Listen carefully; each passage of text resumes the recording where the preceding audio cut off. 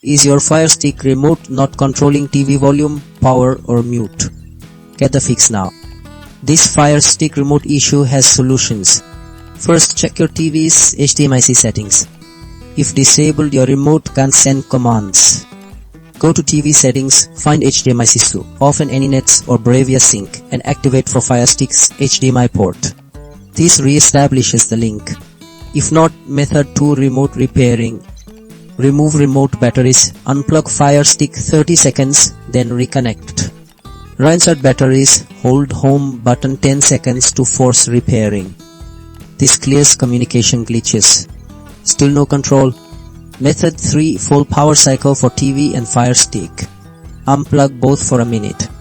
This hard reset resolves stubborn issues. Finally, method 4, Fire Stick's equipment control. Go to Fire TV settings, equipment control, then TV. Follow prompts to configure your TV model. This direct setup ensures your Fire Stick remote controls volume, power and mute seamlessly. Try these steps, regain full command.